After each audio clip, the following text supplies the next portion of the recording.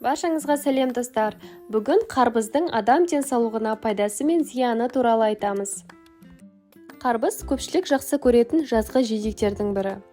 Ол түрлі дәрумендерге бай және адам денсаулығына пайдалы. Бірақ кей жағдайда одан бас тартқан жөн. Оның басты артықшылықтары мен кемшіліктеріне тоқталайық.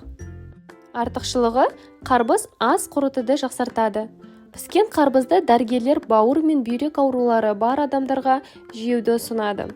Гипертониясы, яғни жоғары қан қысымы бар және жүрек жеткіліксіздігімен қиналатын адамдарға да қарбыз өте пайдалы.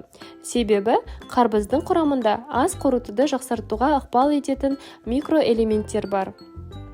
Кемшілігі: қарбызда сахароза мөлшері көп. Қарбыз етінде 13%-ға дейін глюкоза, сахароза және фруктоза секілді жеңіл сіңетін қанттар бар. Қарбыздың калориясы төмен болғанымен, оның құрамында қант көп.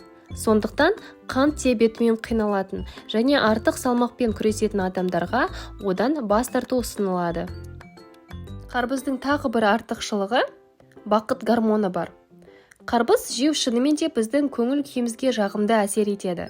Себебі оның етінде бақыт гормоны серотониннің бөлінуіне ықпал ететін заттар бар. Ал оның құрамындағы магний мен түрлі антиоксиданттар күйзеліспен күресуге көмектеседі. Тағы бір кемшілігі: қарбызда қауіпті микробтар болуы мүмкін.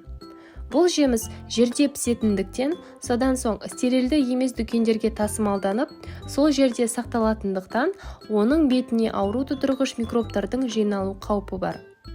Әсіресе қарбыз жарылып, микробтар оның ішіне кіріп кетсе, ол өте қауіпті. Бұл кезде ішек таяқшасын және басқа да жұқпаларды жұқтырып алуыңыз мүмкін. Сол үшін де зақымдалмаған тұтас қарбыз алған дұрыс. Оны үйге әкелген соң, ағып тұрған судың астына жақсылап жуыңыз, немесе суы бар ыдысқа бірнеше сағатқа салып қойыңыз. Тағы бір артықшылығы: қарбыз қабынуға қарсы қасиетке ие. Қарбыздың құрамында ликопин бар. Сондықтан ол қабынуға қарсы өнімдер қатарына жатады. Бұл зат түрлі қабыну процестерін бұғаттайды және ағзаға қауіп төндіретін бос радикалды бейтараптандырады. Сол үшін қарбызды артритпен қиналатын адамдарға жеу ұсынылады. Тағы бір кемшілігі: қарбызды шамадан тыс көп жеу қуықтың созылуын тудыруы мүмкін. Жүйелі түрде кіші дәретке бармау және қарбызды көп жеу қуықтың созылып кетуіне әкелуі мүмкін. Сол үшін жағымсыздық сезінумен қатар несеп жыныстық жүйесі проблемасы пайда болуы мүмкін. Қарбызды шамадан тыс жеу іш кебуі мен үлкен дәрет проблемасын тудырады. Тағы бір артықшылығы: қарбызда А дәрумені бар. А дәрумені тері, тырнақ және шаш саулығы мен сұлулығын сақтауға қажет. Шамамен 100 грамм піскен қарбызда осы дәруменнің тәуліктік нормасының 4-тен 1 бөлігі бар. Сондай-ақ қарбызда коллаген мен эластин өндіруін арттыратын аскорбин қышқылы бар.